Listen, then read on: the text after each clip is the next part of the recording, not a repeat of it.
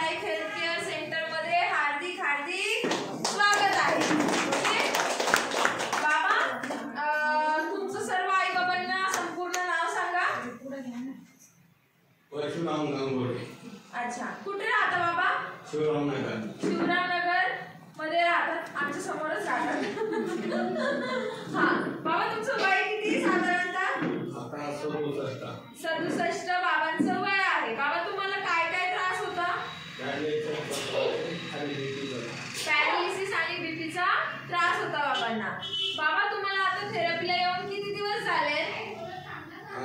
15 दिवस झाले। 15 दिवस झाले। 15 दिवसांमध्ये काय रिझल्ट जाणवला? मला हात आहे ना इथपर्यंत उचलतो, आता एवढा वरती। हा, आता बाबांचा म्हणजे पहिले एवढा जास्त उचलत नव्हता हात, पण आता तो उचलायला लागलेला आहे। आता छानपैकी बाबांना स्पेशल थेरपी सुद्धा स्टार्ट होणार आहे। बाबांना रेग्युलर त्यांच्या हातासाठी जी पल्स पॅडची थेरपी आहे ती रेग्युलर बाबांना देण्यात येणार आहे। तर त्याच्यामुळे सुद्धा त्यांचा जो हात काम करत नाहीये तो अजून थोड्या दिवसानंतर पूर्णतः वरती सुद्धा व्हायला लागेल। तर बाबांना हातासाठी खूप चांगला रिझल्ट मिळालेला आहे। बाबा तुम्ही हा बेल्ट घरी घेऊन जाण्याचा डिसिजन का घेतला? मला पण त्रास आहे आणि मिसेसचा पण गुडघ्यांचा आणि कमरेचा त्रास आहे। अच्छा, आणि तिला इथे आल्यामुळे मानेचा भरपूर फरक पडला, मान पण दुखत होती। हा, आईंना सुद्धा मानदुखीचा प्रॉब्लेम होता, तर मानदुखीच्या प्रॉब्लेम साठी आईंना खूप छान रिझल्ट मिळालेला आहे। आईंना फक्त 10 दिवस झाले असतील ना?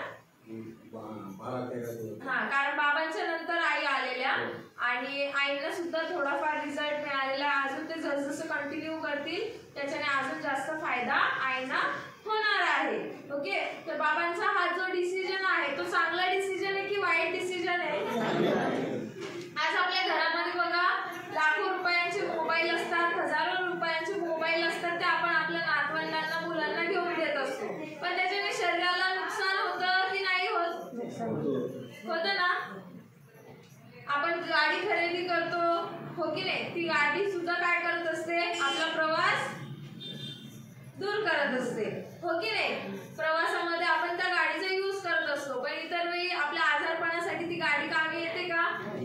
नाही येत। पण ही एक आरोग्याची देवता जे आई बाबा घरी घेऊन जाणार आहेत, तर आपल्याला अडीनडीला कधी काही त्रास झाला तर आपण काय करू शकतोय? लगेचच्या लगेच घरामध्येच थेरपी असली तर आपण लगेचच्या लगेच त्या थेरपीचा यूज करू शकणार आहोत। त्याच्यासाठीच बाबांनी सुद्धा छानपैकी डिसिजन घेतलेला आहे। बघा आता हा जो बेल्ट आहे तो घरी घेऊन गेल्याच्या नंतर बाबाही यूज करणार आहे, प्लस त्यांची मिसेस सुद्धा जी आहे ती सुद्धा यूज करू शकणार आहे, प्लस त्यांच्या घरामधले मुलं जे आहेत, सुना ज्या आहेत, नातवंड आहेत, ते सुद्धा काय करू शकणार आहेत? ह्या थेरपीचा उपयोग करू शकणार आहेत। म्हणजे घरातल्या प्रत्येकाला उपयोगात येणारी ही वस्तू आहे, ज्याच्यामुळे त्यांच्या घरातल्या पूर्णतः फॅमिलीचे आजार दूर होण्यासाठी मदत होईल। ओके, बाबांसाठी एकदा जोरदार क्लॅपिंग झालं पाहिजे। आणि छानपैकी बाबांकडून नकळतपणे एक पुण्याचं काम स्टार्ट झालेलं आहे। ते पुण्याचं काम म्हणजे काय की बघा आता सेंटरमध्ये भरपूर सारे व्यक्ती येत असतात, ओके, भरपूर सारे व्यक्ती येत असतात, पण काही जण हॉस्पिटलमध्ये खर्च करू शकत नाही, ओके।